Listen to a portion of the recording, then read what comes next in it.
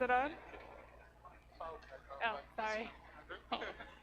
So, so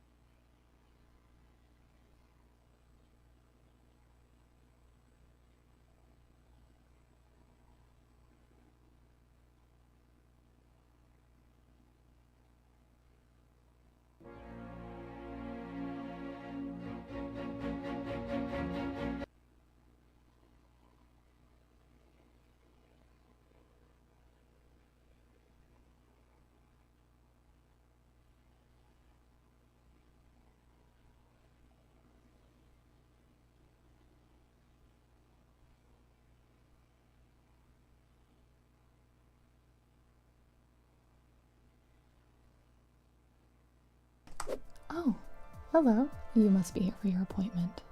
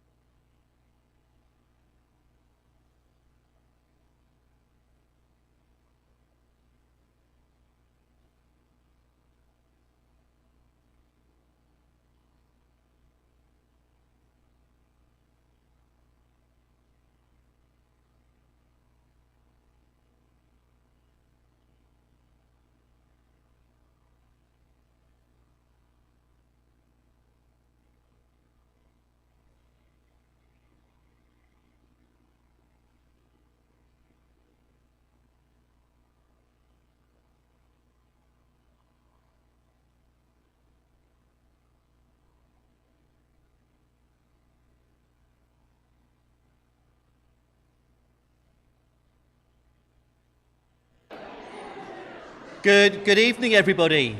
Good evening, everyone. Welcome to Monmouth Baptist Chapel to tonight's Passion for Life meeting. We've had a number of these over the last couple of weeks, and I know that some of you probably attended some of them as well. It's great to welcome you all here tonight. And there are one or two who are also watching online.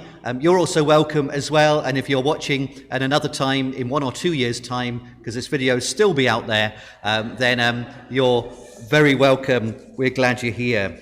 I'm especially delighted to welcome so many to our meeting this evening.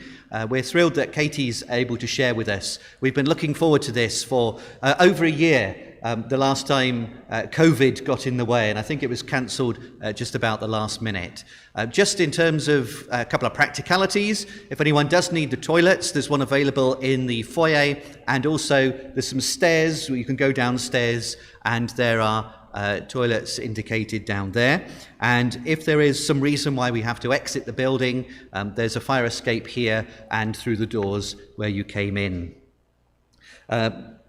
Katie publishes as Kate Hewitt as well, and is an internationally published author, specializing in contemporary and historical fiction. Many of you have probably read some of her books. Katie's from our church here, lives here in Monmouth, and we're really, we count it a privilege that you're able to share with us. We're looking forward to finding out what literature has changed your life and may well change ours. So without further ado, I'm going to hand straight over. Katie, thank you. You're really welcome. Thanks for coming this evening. Thank you.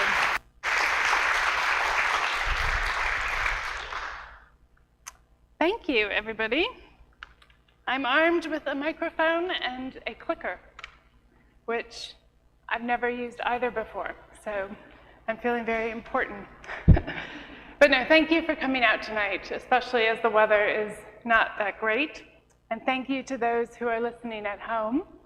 But I'm afraid you've come here under false pretenses, because I'm not actually going to talk about 5 books that changed my life, or changed yours. So, if you bought your ticket, which you shouldn't have bought your ticket, but if you had, I think you'd be asking for a refund right now.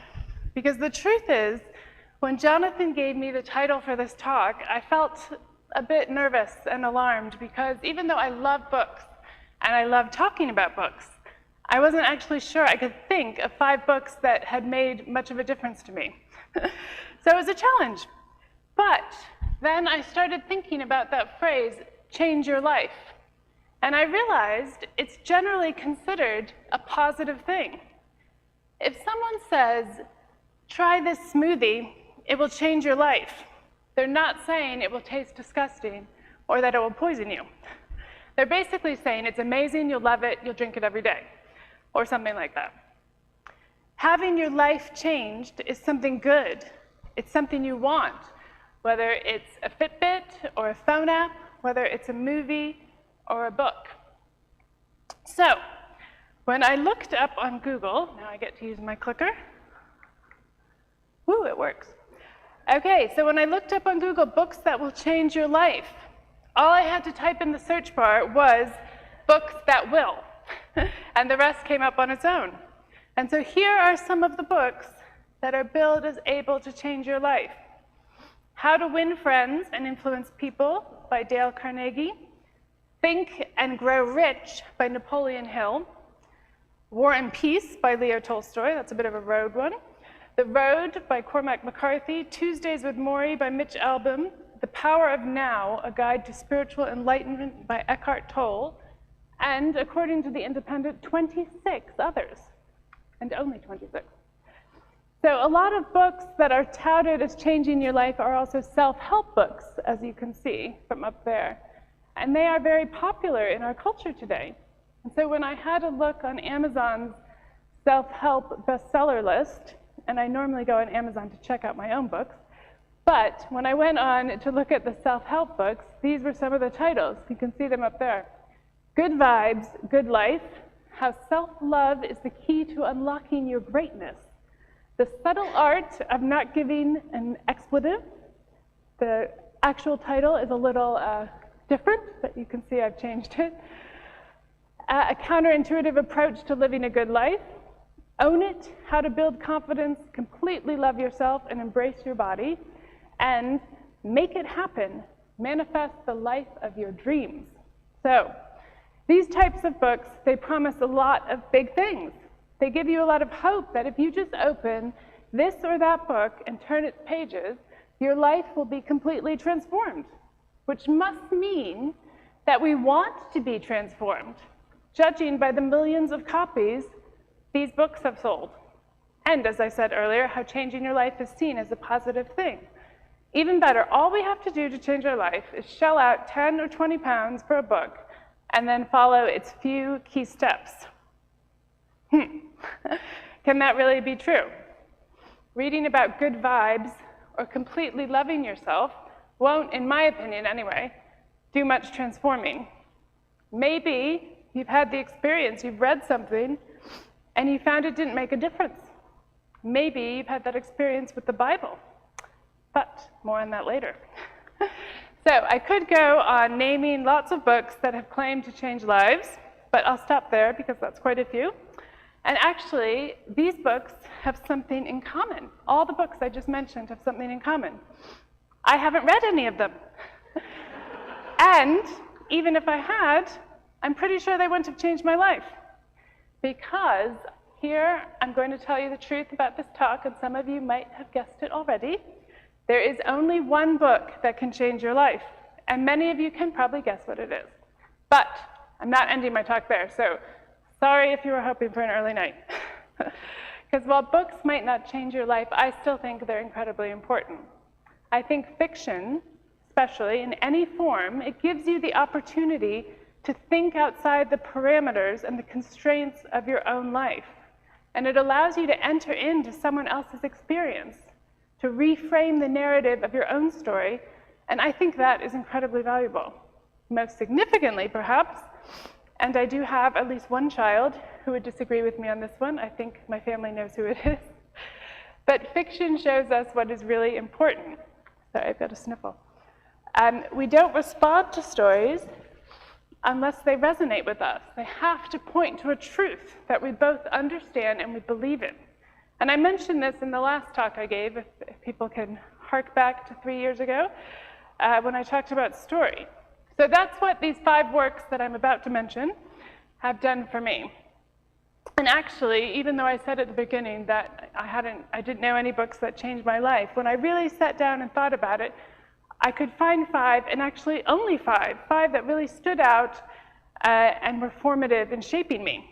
So, before I tell you what they are, and I know you're all waiting with bated breath because lots of people have asked me what they are, and I have given no spoilers. But I thought I'd give you a moment just to talk among yourselves. So 2 minutes, 3 minutes, just to turn to the person next to you and share a book that you found affected you or was important to you. So 2 minutes to talk among yourselves.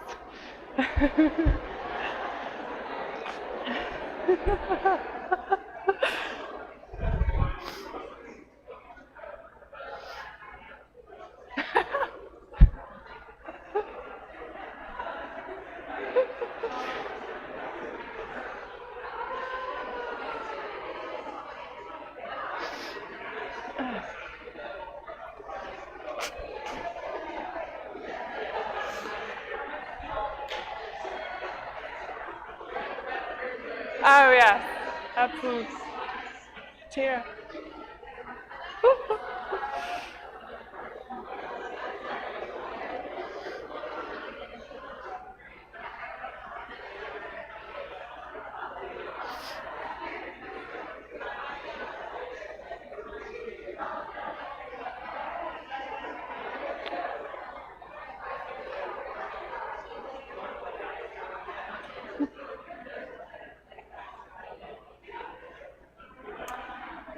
Okay.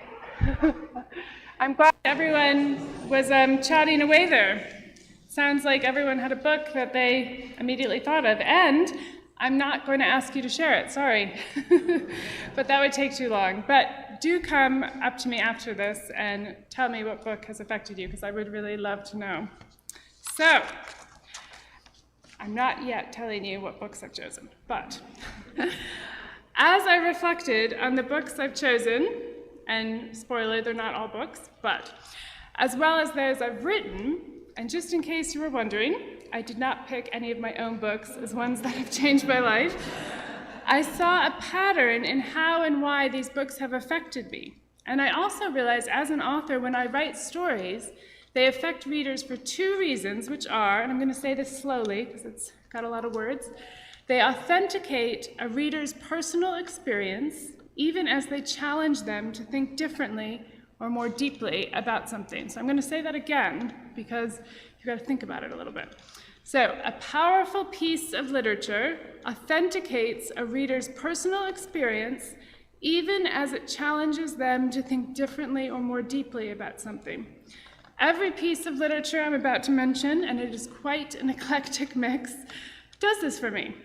And the reason that that's important is because we can't be affected by something we don't relate to, and we can't be inspired by something that doesn't challenge us. So, sorry for the double negatives there, but now, finally, I'm about to tell you the first work that has made a difference to me. And here it is. Oh, I like that response, thank you. So, the first work on my list is the children's novel Anne of Green Gables by Ella Montgomery. So, just raise your hand if you're an Anne fan, if you've read Anne of Green Gables. Have you heard of it? Okay, yeah. Wait, have you guys not read it? Okay, something has to change in my household. All right, so Anne of Green Gables was written in 1908. It is set on Prince Edward Island in Canada, and it is about a 12-year-old orphan, Anne Shirley, who is sent to a bachelor and spinster brother and sister, Marilla and Matthew Cuthbert. And they have requested a boy orphan to help them on their farm, but due to a mix-up, they are given a red-headed, somewhat tempestuous and dreamily imaginative Anne Shirley, not what they wanted at all. Now, I just want to pause here and say that if you have watched Anne with an E on Netflix, has anyone watched that? But if you have, you do not know Anne of Green Gables. Sorry, but that TV show does not represent the novel. So if you want a screen adaptation, stick to the 1986 TV movie made by Kevin Sullivan. It's available online, and it's wonderful. Anyway, back to the story. Now, Anne has never known her parents. They died when she was a baby, and she's been shunted from a different family to a different family who only sheltered her because they wanted her to work for them for free. She wants, above all things, a family and a home of her own. She wants to be loved.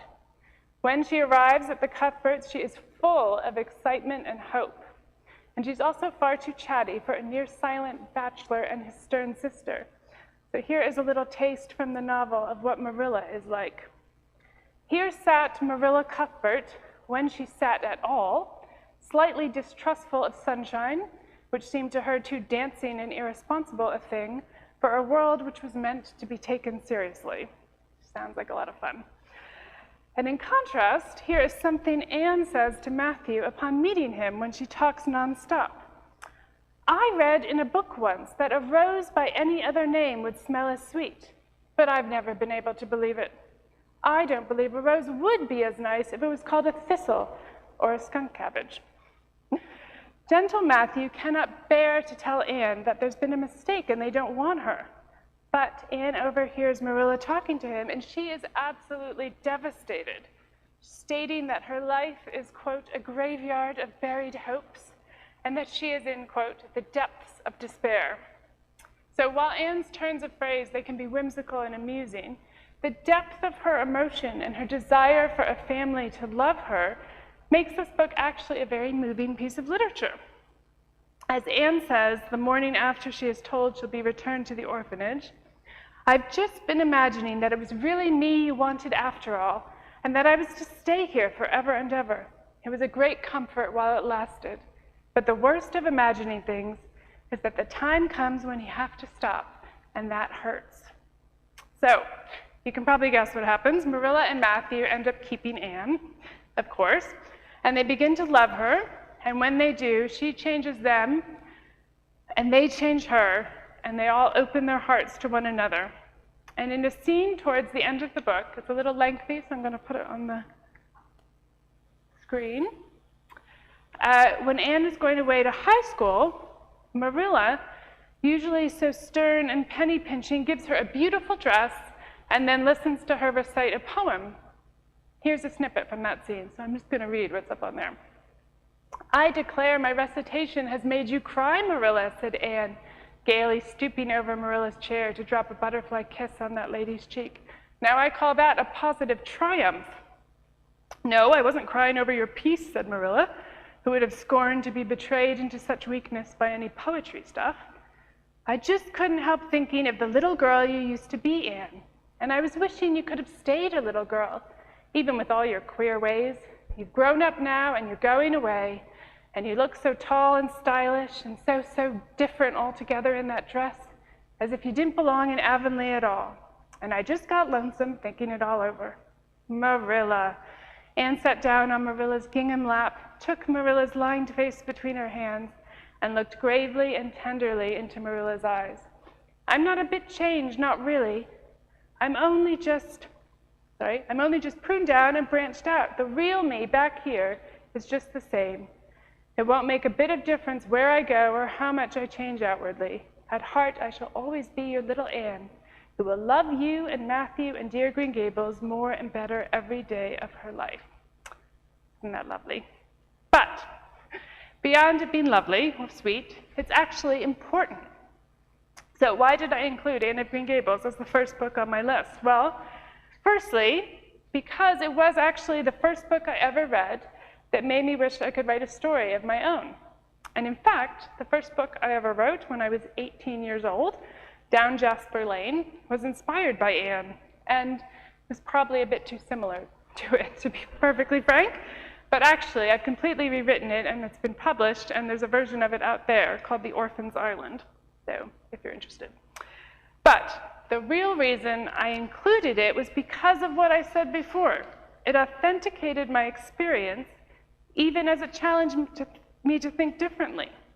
Anne of Green Gables, and as sentimental and as childish as a story as it could seem to you, even though that hurts me, but it shows that we all crave intimacy. We crave a home and community.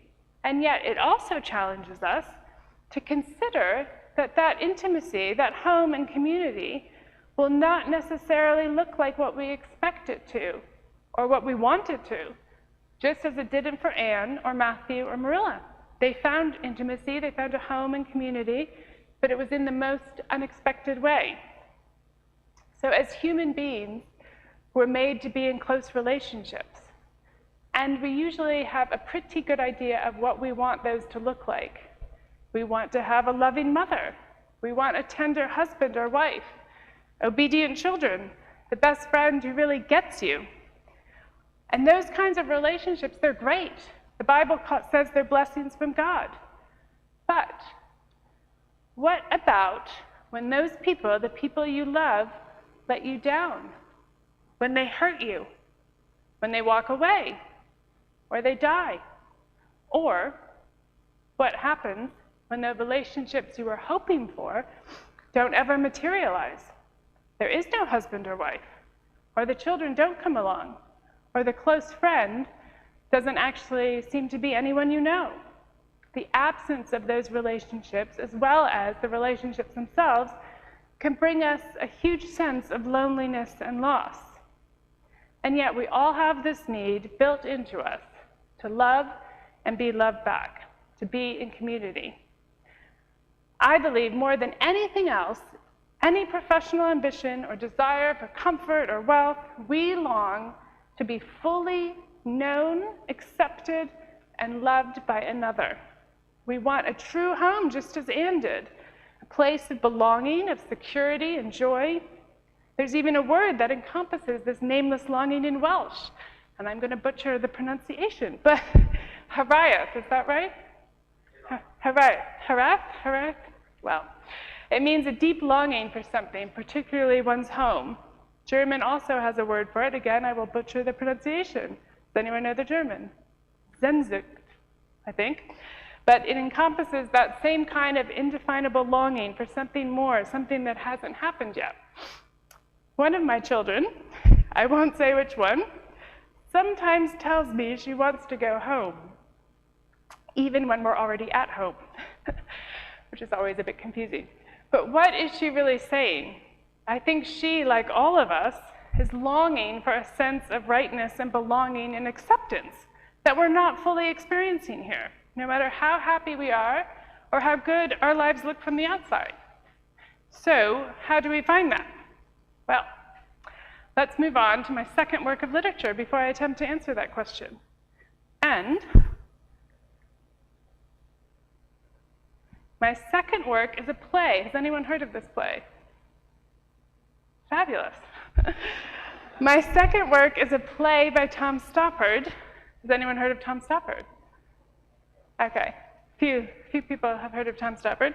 That I saw in London as a 20-year-old when I was studying abroad. It's called Arcadia, and it is a somewhat convoluted and abstract story about, and this is a quote, chaos theory, thermodynamics, fractals, I don't even know what fractals are, determinism, classics, landscape design, romanticism, English literature, modern academia, and South Pacific botany. Don't worry, I'm not getting into any of that. It's far too complicated, and much of the play is perhaps a bit too clever expostulating of ideas. But at the heart of the play, there is a character. You can see her there, Thomasina Coverley, a 13-year-old mathematical genius from 1809, whose suppositions about chaos, order, and the mathematics behind everyday life have been lost to time and history. So Arcadia has a simple set, it's just one room, and the scenes alternate in that same room between 1809 and modern day. So while we're following the hijinks of the aristocracy in 1809, along with Thomasina and her tutor Septimus, we're also seeing the modern day counterparts trying to understand what happened 200 years earlier, and generally getting it completely wrong, as they try to figure out whether Byron killed someone in a duel, and who the mysterious hermit of Sidley Park actually was. Sounds very random. But interestingly, the dominant view in Arcadia, the dominant worldview, is entirely opposed to mine. It's an atheistic view that tries to conclude there's no real meaning or determinism in nature, and that in the end, none of us really matter, only knowledge does. I've got a few quotes here that I'll read that just explore this idea a bit more. So the tutor Septimus says in the play, "We shed as we pick up, like travelers who must carry everything in their arms, and what we let fall will be picked up by those behind. The procession is very long, and life is very short. We die on the march, but there's nothing outside the march, so nothing can be lost to it. The missing plays of Sophocles will turn up piece by piece or be written again in another language. Ancient cures for diseases will reveal themselves once more. Mathematical discoveries, glimpsed and lost to view, will have their time again. You do not suppose, my lady, that if all of Archimedes had been hiding in the great library of Alexandria, we would be at a loss for a corkscrew." And later, a contemporary character, second quote, also a mathematician, says, "It's all trivial anyway. The questions you're asking don't matter, you see. It's like arguing who got there first with the calculus. The English say Newton, the Germans say Leibniz, but it doesn't matter. Personalities. What matters is the calculus, scientific progress, knowledge." So, considering these kinds of sentiments, why have I chosen this play as one of my works of literature? You might be wondering. Well, first of all, because it actually is really clever and funny, and it inspired me very briefly to be a playwright in New York City. That didn't work out. But beyond that, even as certain characters in Arcadia state that there's no meaning and individuals don't matter because it's all chaos and there's only knowledge, or what we can discern of knowledge, the character-driven narrative of the play suggests otherwise. And it's Thomasina who's really at the heart of the play. And her brilliant calculations that are lost to history is presented as a tragedy. And in the contemporary plot, the mystery of who the Sidley Park hermit, that Sidley Park is the house where they are, is answered in the very end of the play. The hermit is discovered to have been the tutor Septimus, who retreated from life after Thomasina's death in a fire on her 17th birthday. The play actually ends with the most poignant, and I'll just go back so you can see it, that scene, the most poignant and emotional scene of all. Septimus on Thomasina's birthday teaching her to waltz before he gives her a candle, and you remember she died in a fire, to light her way to her bed. So Thomasina, she mattered to Septimus, even though in the world of the play nothing was meant to matter. And her calculations, although they were lost, they mattered too. And at the end of the play, we have a lot of questions, because the play is like so convoluted, but we have the instinctive feeling that it can't all just be meaningless chaos. At least we don't want it to be. So, like I said, there are a lot of ideas you could take out of this play. But the one I want to focus on is the deep-seated need I think we all have that we have to matter. Our lives need to have meaning. Now, atheists, such as Richard Dawkins or Christopher Hitchens, they claim the universe is meaningless. It's a product of chance and evolution. And within that atheistic worldview, when taken to its logical conclusion, nothing matters. Not you, not me, not your family, not your work, not doing good, not murdering someone, or anything in between. As Albert Camus has said, you can't be a part-time nihilist. You can't have a meaningful life in a meaningless world. And yet, that doesn't sound great, does it? We instinctively don't like that idea. That we ascribe meaning to our lives, to ourselves, to ideas, even though in the atheistic worldview, any meaning we create, it's just artificial, it's arbitrary, because science can explain the mechanics of things, but it can't offer us any meaning. John Lennox said something similar in his talk. And as one contemporary academic in the play says, I like this quote quite a bit, a great poet is always timely, a great philosopher is an urgent need. There's no rush for Isaac Newton. We were quite happy with Aristotle's cosmos. Personally, I preferred it. 55 crystal spheres geared to God's crankshaft is my idea of a satisfying universe. So Arcadia authenticated my personal experience by reinforcing my realization that I needed to matter. But it challenged me to think, well, how can I matter? But the truth is, we all want things to matter. We want to matter to ourselves. We want to matter to other people, just as Anne of Green Gables did. So we all find ways to give our lives meaning. We have fulfilling careers or families. We forge the kind of relationships I referenced in Anne of Green Gables. Yet, what happens when those don't work out? When what we do or feel doesn't seem to matter in the grand scheme of things? When the world feels pointless, which sometimes it has, especially during this COVID era, or we feel pointless? Well, that is another question I'm going to wait to the end to answer as I move on to the third work of literature, and fortunately this one's short. So let me skip on down. There we go. It's a poem. It's called God's World, and I discovered it in my teens in a little book of treasured poems. That was what the book was called, Treasured Poems, that my grandfather gave my grandmother in the 1940s. And I just opened the book one day, and this poem was there, and it really spoke to me. So I'll read it out in its entirety. I don't know if it's too blurry for you guys to read. O world, I cannot hold thee close enough. Thy winds, thy wide gray skies, thy mists that roll and rise, thy woods this autumn day that ache and sag and all but cry with color, that gaunt crag to crush, to lift the lean of that black bluff. World, world, I cannot get thee close enough. Long have I known a glory in it all, but never knew I this. Here such a passion is, as stretcheth me apart. Lord, I do fear, thou'st made the world too beautiful this year. My soul is all but out of me. Let fall no burning leaf, prithee, let no bird call. So, this poem first spoke to me because I felt that way. On a beautiful day, when the sky is brilliant blue, the air is crystal clear, the sun is shining. That does happen here sometimes, more in America, but you can really feel that sort of sense of wonder and awe, like you can't hold the world close enough, as she says. So have you ever looked at nature and you thought it was too beautiful, it's just too incredible to take in, so it almost hurt to look at it? even as you were filled with joy or amazement. And if you haven't felt that way, then I feel sorry for you. But I think everyone has had that experience at least a little bit. And maybe you felt that way in another setting. You hear a certain piece of music, you see a beautiful painting or a lovely building. That intense feeling is what is at the heart of this poem, and it's a desire, or even a compulsion, to worship.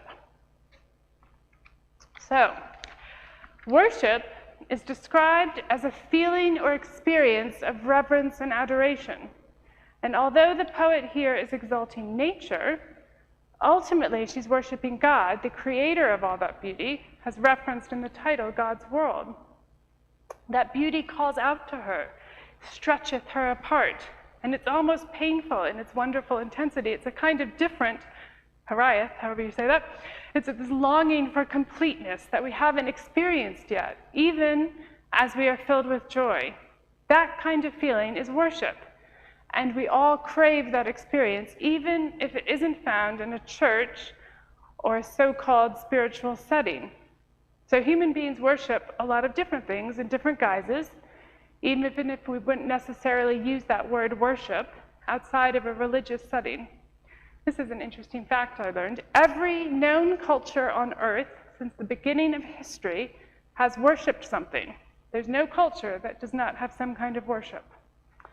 Our current culture, arguably, worships youth, celebrity, airbrushed perfection. People can worship their spouses, their children, their jobs, their bodies. We can have an experience of worship at a concert or going on a walk or a hike, even if we don't name it as such. But we crave that act of adoration, of looking outside ourselves for both beauty and meaning, and of being filled up with wonder and joy. Yet none of the things I've mentioned, however good they are actually worthy of our worship. And because of this, we often end up more dissatisfied by our worship rather than less. Because when what we worship disappoints or fails us in some way, your body ages, your career tanks, how can you keep worshiping it? When the concert ends, when the hike is over, when you turn away from that painting or sculpture, what are we left with? So, here's another question, I don't know if you're keeping track of them, that I'm not going to answer yet. And just to recap, so you don't have to keep track of them, the questions I've asked are this. We are made for intimacy. What happens when our relationships let us down? We're made for meaning. What happens when we feel like we don't matter? And we were made to worship. What happens when the object of our adoration disappoints us? So, we are on to my fourth work. I'm excited about this one. This is both a book and a musical, but I'm going to focus on the musical mainly, and if I break out into song, which I don't think I actually will, although my family will tell you it is a possibility, because I actually know all the lyrics of this 3-hour musical, and I have, true confessions, this is a bit embarrassing, but I have actually sung the entire musical, playing all the parts more than once to my children. So yikes, I'm a bit of a mega fan. And this is the musical. So Les Miserables, the musical, not the book, although the book is good too, but not the film. Sorry to those of you who love the film. It's pretty good, but it is not nearly as good as the real thing. So, just had to say that, sorry. I feel very strongly about this. So most of you are probably familiar, at least in some degree, with the story of Les Miserables. How many people know you raise your hand if you kind of know the story? Yeah, quite a few. So about French students building barricades in the street as a form of revolt against their unjust government. But the heart of Les Miserables is not the students on the barricades. It's the two men who are opposites and approach their lives in completely opposing ways. They are ex-convict Jean Valjean and the police inspector who hunts him through the years for breaking his parole, Inspector Javert. So the musical opens, if you've seen it, you'll remember, with Valjean being released after 19 years in prison, and Javert telling him he isn't free but he's rather on parole with a yellow ticket of leave he must show everywhere he goes. Valjean soon discovers that this ticket keeps him from being able to work, to eat, to stay in any town. And desperate, he ends up being sheltered and fed by a kindly bishop. What happens then is Valjean, who has only encountered cruelty, and who, particularly in the novel, not so much in the musical, is quite cruel and savage himself, he decides to steal the bishop's precious silver candlesticks.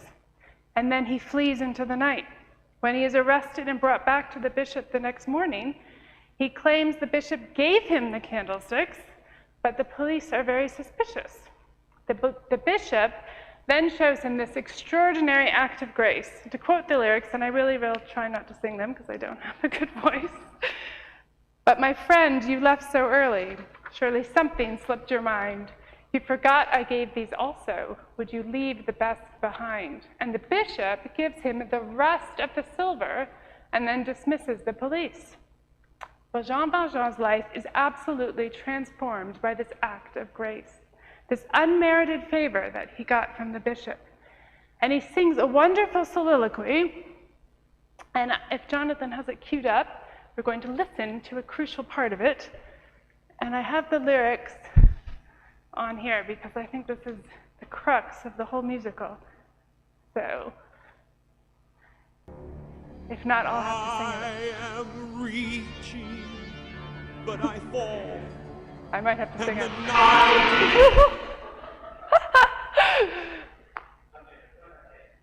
Try it again. So this is the top one that Jean Valjean sings after the bishop. Wait. I am reaching, but I fall, and the night is closing in, and I stare into the void, to the whirlpool of my sin. I'll escape now from the world of Jean Valjean. Jean Valjean is nothing now. Another story must begin.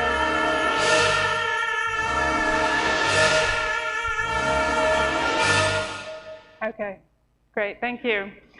Really struggled not to sing along to that. So, in those moments, he rips up his parole ticket and he begins life as a new man, eventually becoming a mayor of a town and a man of dignity, kindness, and grace, all because of that single act of mercy that had the power to change his life. Conversely, later in the musical, and I won't go into all the details or we'll be here all night, but Valjean saves Inspector Javert's life. And feeling beholden to him, Javert, when he finally captures Valjean after hunting him for so many years for breaking his parole, feels that in order to pay him back for saving him, he has no choice but to let him go. So he does, he lets him go, and that goes against everything that he's believed in. Javert has chosen to live by the law, by rules that must be obeyed. As he sings in his song Stars, that's one of my favorites, he knows his way in the dark, but mine is the way of the Lord. Those who follow the path of the righteous shall have their reward. And if they fall as Lucifer fell, the flames, the sword. So some people, like Javert, think that's what being a Christian is about. You're rewarded for following rules, and you're punished if you don't. Unlike Valjean, who experienced grace, this undeserved mercy that changed his life, Javert cannot bear to live apart from the harshness of the just law he believes in absolutely. So he sings a soliloquy, and brilliantly, it's in the same tune as Jean Valjean's soliloquy when he rips up his parole ticket. And so just as Jonathan cues it up, just notice the similarities between the two soliloquies. I'll escape now from that world, from the world of Jean Valjean. There is nowhere I can turn. There is no way to go on.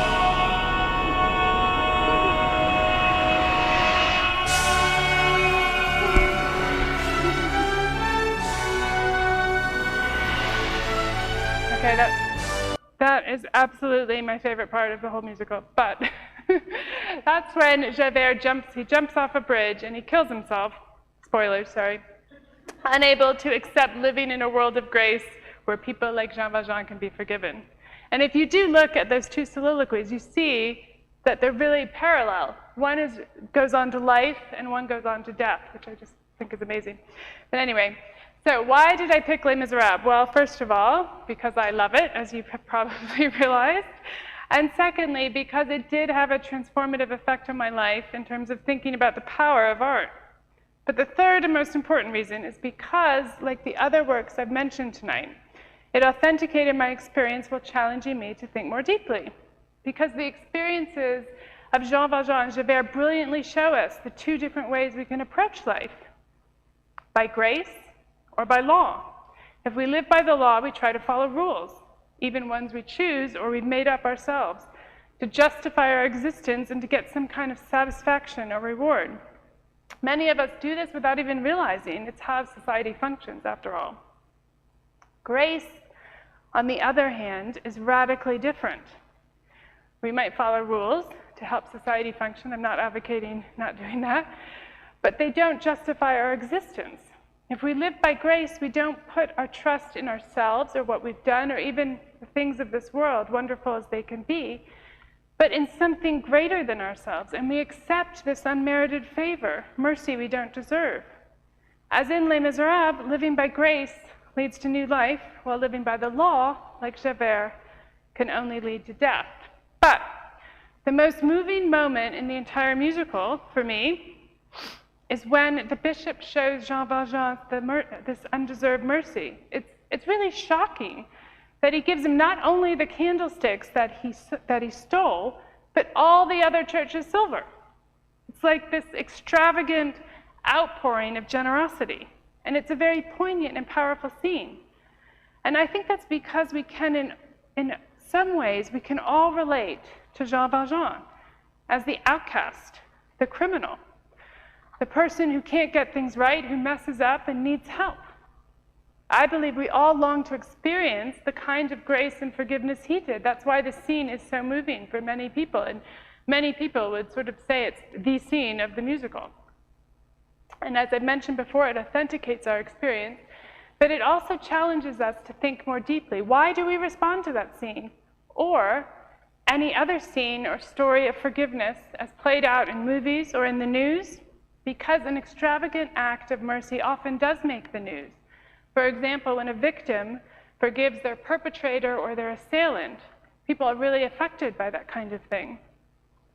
And I think it shows that we all have, along with the desire for intimacy, for meaning, and for worship, a deep human need to be forgiven.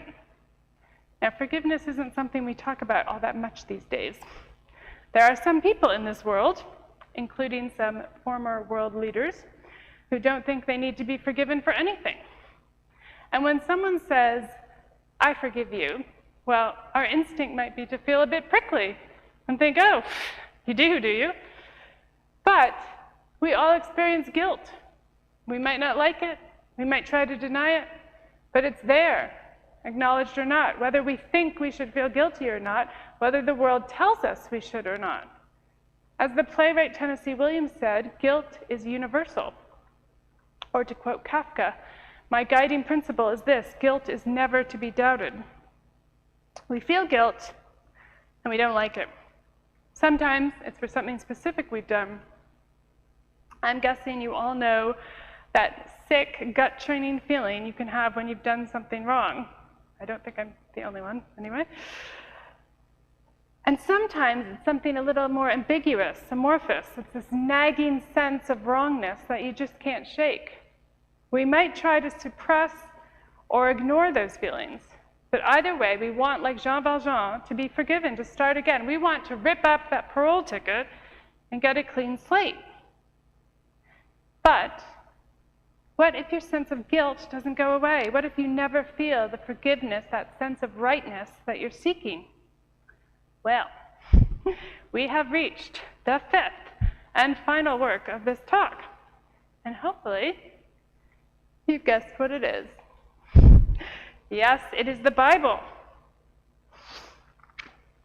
The Bible is actually the only work of literature that can change your life.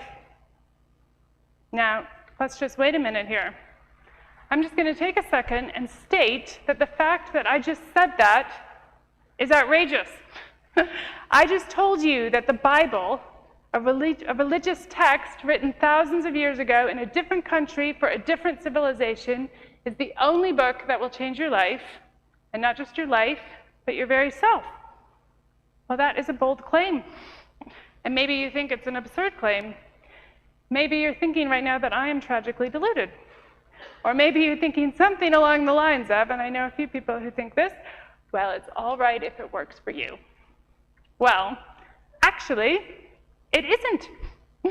If what I said isn't true, then having it work for me is tragic.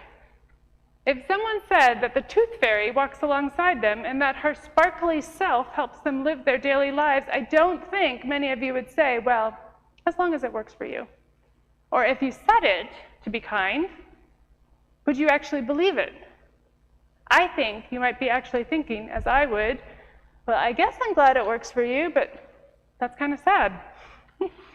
If the Bible isn't true, then I, along with 2 billion other Christians in the world, we ought to be pitied for being so deluded, which is the gist of what Paul himself writes in 1 Corinthians. If it's not true, he says, we're ridiculous, and people should pity us, not tell us they're glad it works for us. So fine, if it's not true, Christians are all deluded, and the rest of you can go on living life as you see fit, find meaning where you can, it's all good. Except, I'm not going to end there, trust me. We've considered the question, what if it isn't true, bad for me and a lot of other people, doesn't make much difference to anyone else, but we haven't asked the question, what if it is? What if the Bible is true? What if the Bible is the only book that can change your life? Have you ever considered that question seriously? Historically, the Bible has been shown to be an important book. It is the best-selling book of all time. Got a few facts here for you.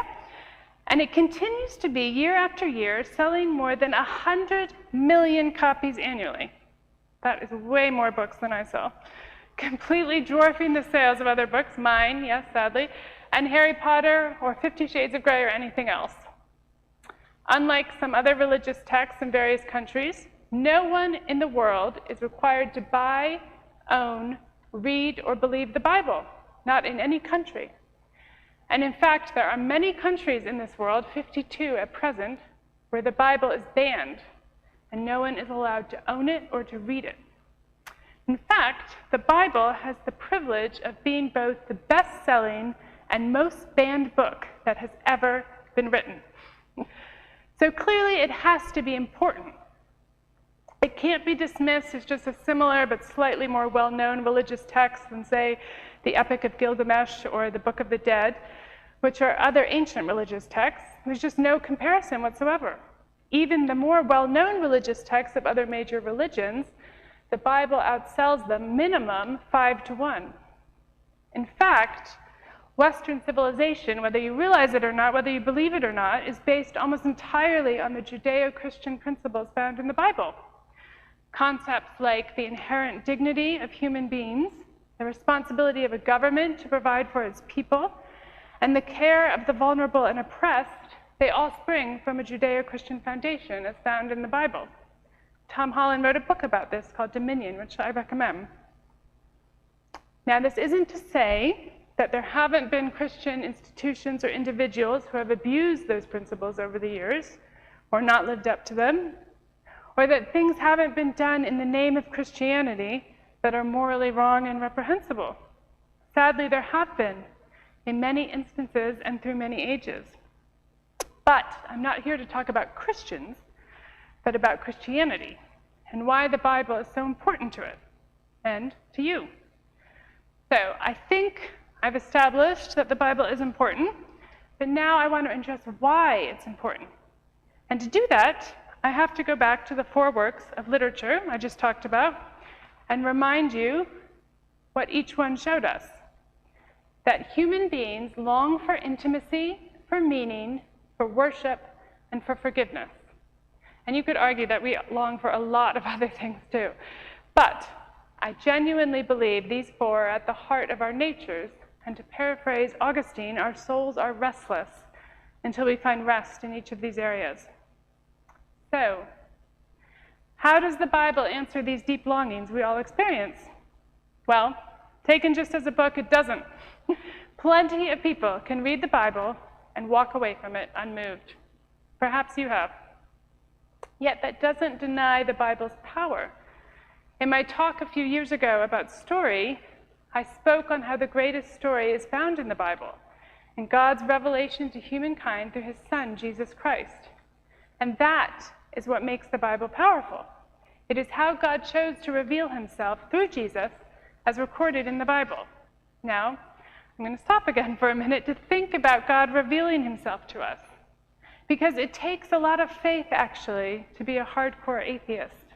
It's a completely hopeless view of life, as I said before. It has no meaning or morality except that which is manufactured, and so therefore it actually has no basis in truth or fact. Most people are not willing to commit themselves that far. And in fact, less than 7% of the global population call themselves atheists. And that's actually a generous estimate. But if you believe in a vague concept of God, or in intelligent design, and it's hard not to, because even those hardcore atheists have acknowledged that the universe looks designed. They go that far. But I want to ask you, why would you stop there? Why believe in the concept of God, but not in the personal and loving God who has shown himself through the pages of his book?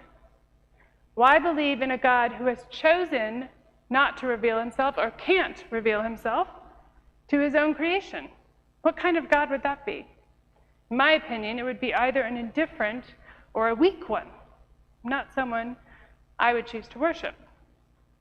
So why do people stop there, and they choose just to believe in some vague notion of a deity or a powerful force? Why might you? I think at least part of the answer is that we don't want God to make demands on our lives. We don't want to have to change for God, although the fact that this talk is entitled Books That Will Change Your Life suggests we all do want to change, but we want to on our own terms. So that might be the reason why you're content to believe in a vague notion of God or some sort of higher being.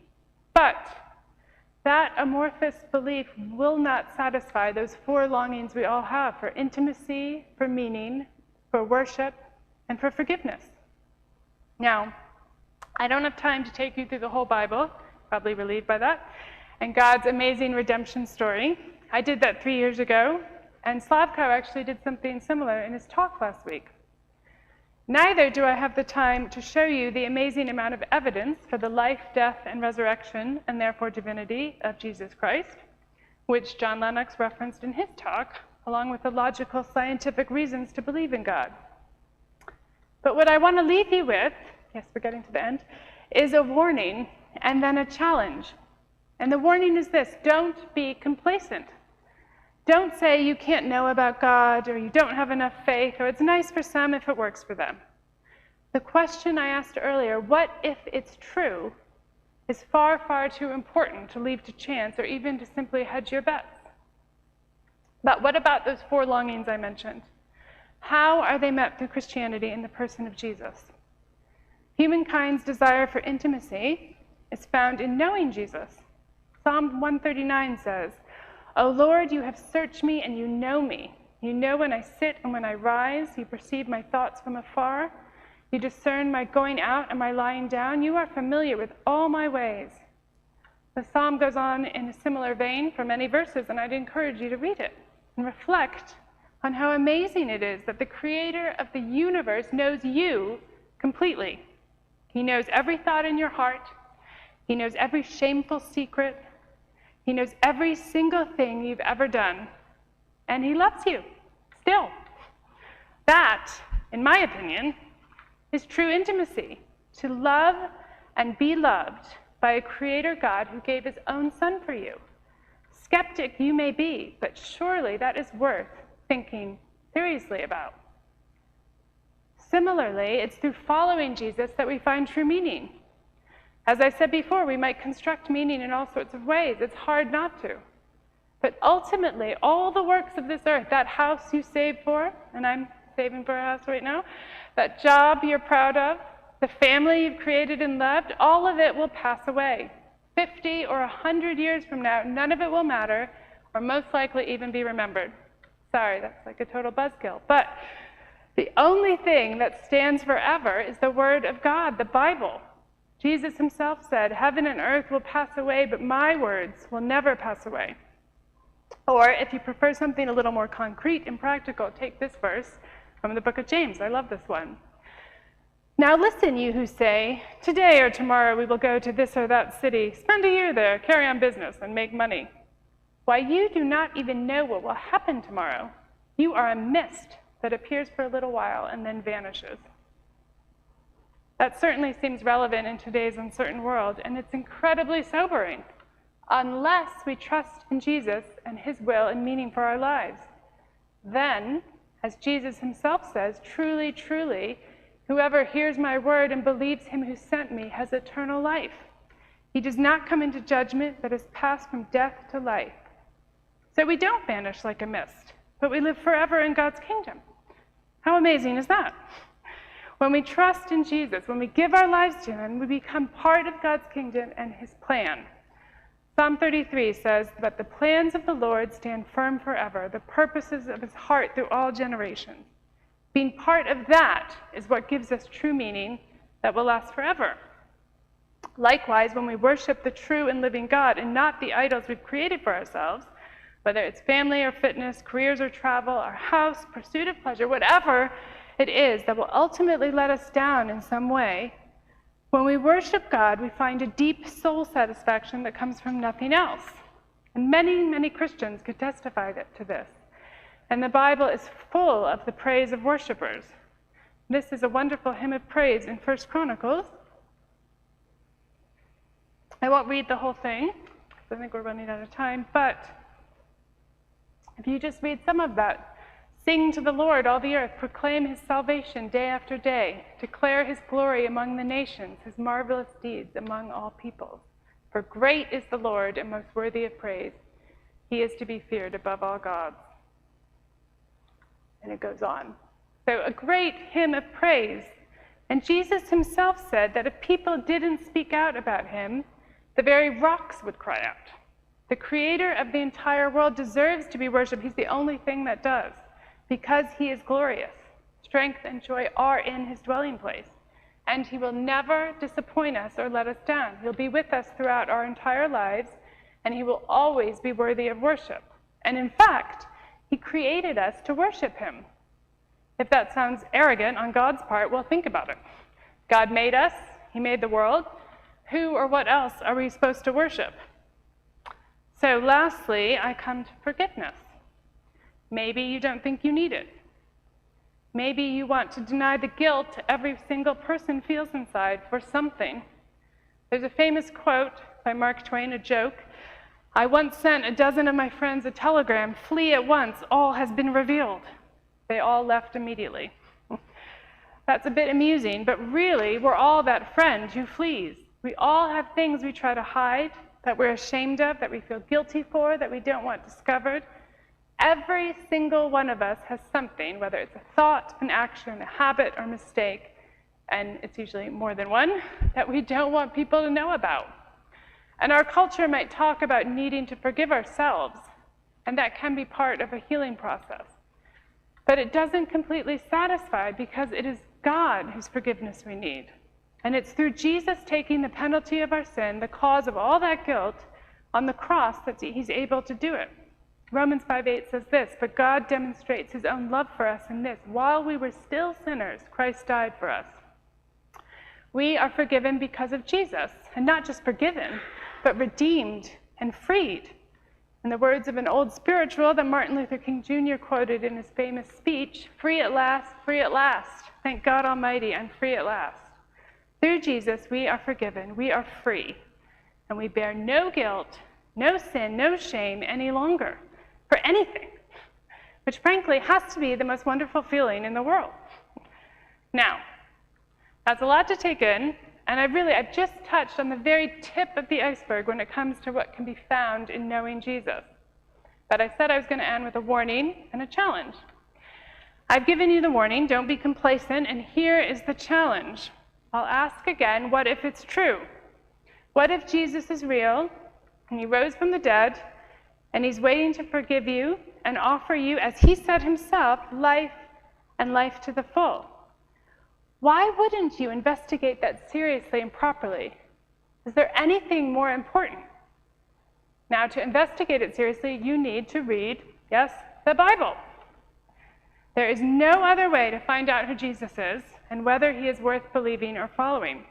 So, my challenge to the skeptics and the atheists out there, as well as people who might believe in a concept of God, but aren't sure what he's like, read the Bible. Let it speak to you. There are Bibles here out in the lobby for anyone to take with them. And in addition, putting my money where my mouth is, I would be delighted to offer any woman here the chance to go through the Gospel of Mark. It doesn't have to be weird. We can do it over coffee in Coffee One. And I know my husband, Cliff, would be happy to offer the same to any man. And I know there are many people here who would also be willing to do it. If you know a Christian, ask them. They will be delighted, I know, to talk to you, answer your questions, and read the Bible with you. We Christians, we want to share our joy. We've got this most amazing good news, and we want everyone to know about it. So, if we come across as a little pushy sometimes, well, it's because we're so excited about what God has shown to us.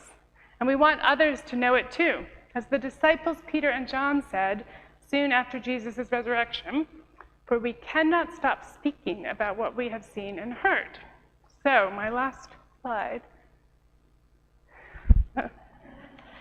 So, if you take anything from this talk, take the challenge to read the Bible. Read it with another person, open it up yourself, and let God speak to you, because he can, and he will.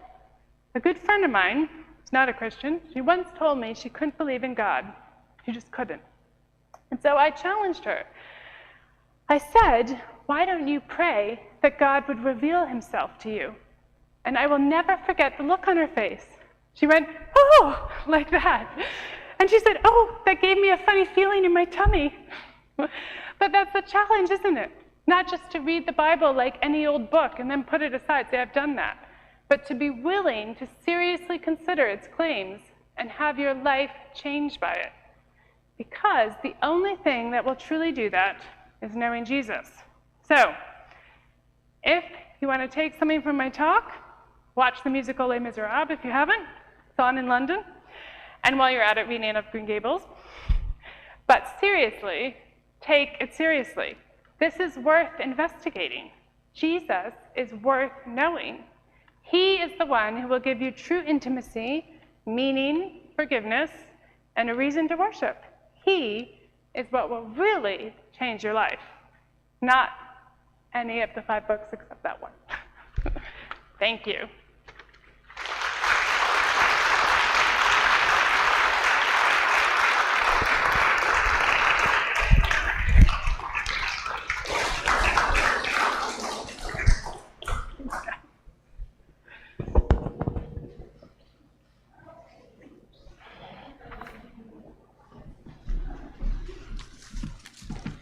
Katie, what a fantastic presentation. Thank you.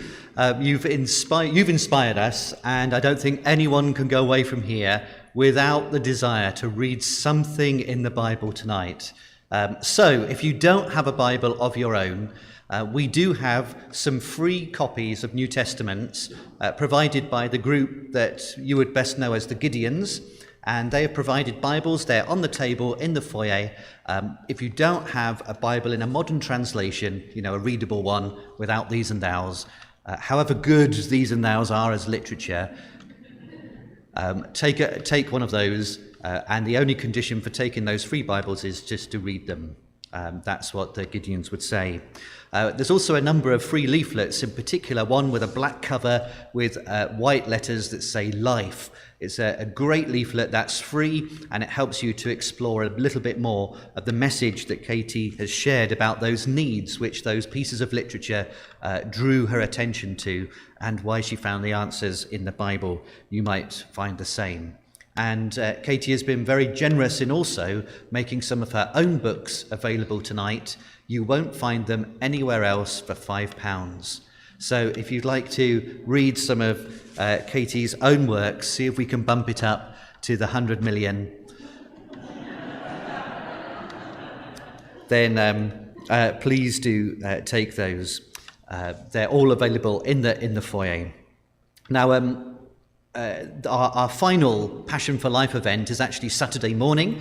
It's a men's event where on Saturday morning by 8 o'clock, men should have some bacon and sausage butties and be sitting down to listen to Graham Daniels. Graham is the leader of an organisation called Christians in Sport, but he played as a professional footballer for Cambridge United, and he's still involved in helping with the club in Cambridge. He's a brilliant speaker. His home is Wales. I don't know how he ended up playing for Cambridge, so if we men come along and find out, you're welcome, very welcome. It's another free event and the last one of our Passion for Life evenings events. And finally, can I invite you that if you don't go to a church of your own, we'd love to welcome you here, particularly on Easter Day in 2 weeks' time. On Easter Day, not only are we celebrating the resurrection of Jesus, but 5 folk from our church are going to be baptized. And it's a great thing to see and witness, seeing the difference that Jesus has made in people's lives. And if you've never seen a baptism before either, you're very welcome to come and see what it's like. As a Baptist church, we immerse people in water. Feels just like the Bible days. Well, not quite the River Jordan, but come along and see. Now, Katie, I did wonder if people had some questions. So, you know, there may be some people who do need to actually go. So if you do, please don't feel embarrassed by that. But are there any questions that people would like to ask Katie as a result of her presentation this evening? I've done the notices. We've heard the presentation. The cogs have turned. Anything anyone would like to ask? Oh, there's a question. So Katie, come back up to the front here, and we'll repeat the question for folk online as well. So if I hand that over to you, yeah. Yeah. How did you come up with your first story? How did you inspire? Okay. So can you repeat the question? So how did I come up with my first story? Do you mean my first published? Let me think. Okay. Well, the first story I had published was actually a short story in a magazine called The People's Friend. Does anyone know that magazine? It's like, usually people say my gran reads it.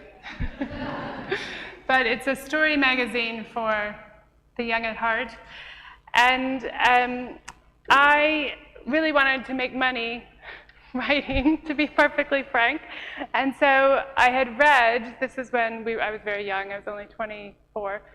I had read that you could, they publish stories in this magazine. So I read the magazine, and then I decided to write a story that would fit. And I came up with this idea that I think was based on my mother's wedding dress, which she kept in the back of her closet and got all sort of yellow and old. And so I wrote this story of this woman who finds her grandmother's wedding dress while she's cleaning out her house. And she remembers how wonderful her grandparents' marriage was, and feels her own marriage is not quite as wonderful. And her husband, Harry, has, lost the sparkle. Anyway, this story got published because, of course, it has a happy ending. And Cliff, my husband, read it. And this was the first thing I've ever written that he read. And he read it, and then he put it down, and he went, "So I'm Harry." And we still joke about that now, because I immediately went, "No, of course you're not Harry. It's just a story." But yeah, that was my first published piece of work.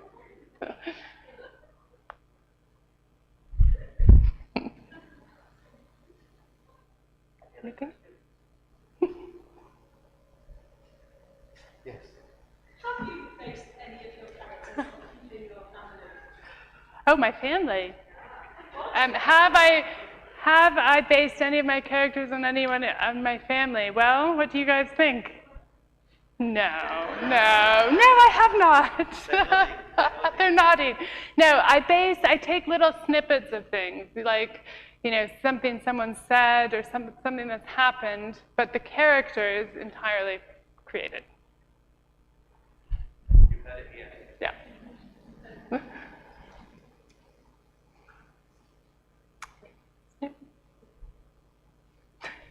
I think that's it.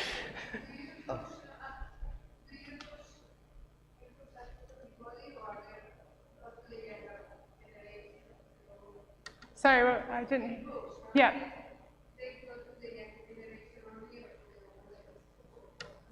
Well, I write lots of different styles, actually, which really helps me creatively. I write I've written a couple series of books, the Orphans Island series that's out there that's somewhat inspired by Anne of Green Gables.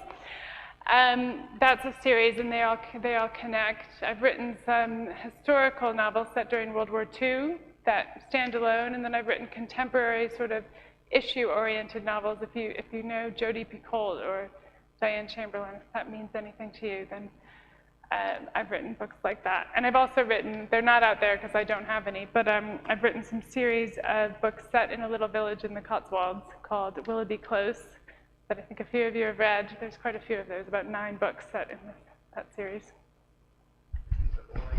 All ages. Okay, Yes. they're coming in now. 2 more questions. Yeah. Take those 2, yes, yeah. Yeah. Just wondering, Katie, how does your Christian faith?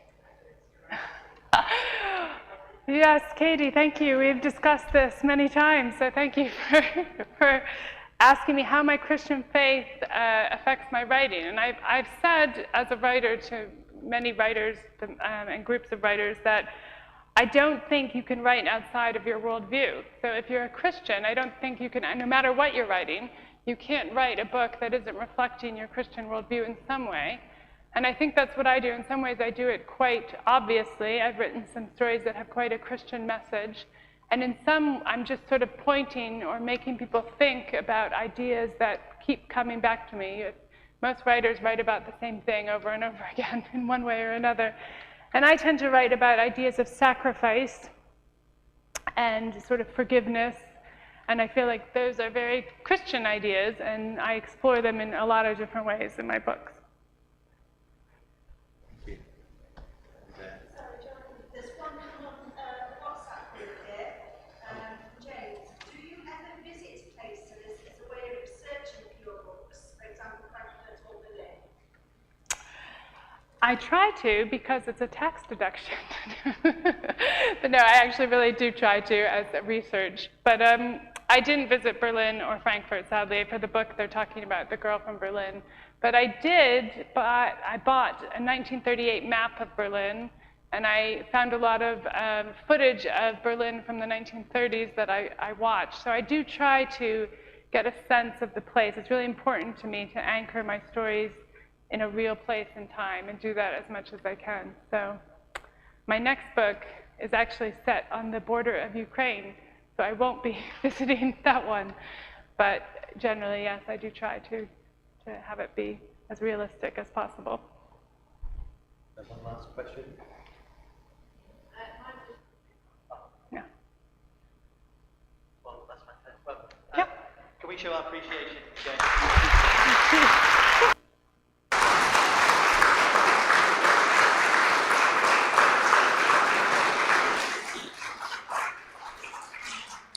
And some of the friends online have said how insightful and helpful it has been this evening. I'm sure you'll want to also have a chat with Katie afterwards. You'll be staying around for a few minutes, I'm sure. So thank you, everyone. It was great to have you all here tonight. We've had a lovely evening together. And please do have a look at those books, as I've mentioned. Have a chat to Katie if you'd like to. Thanks for coming.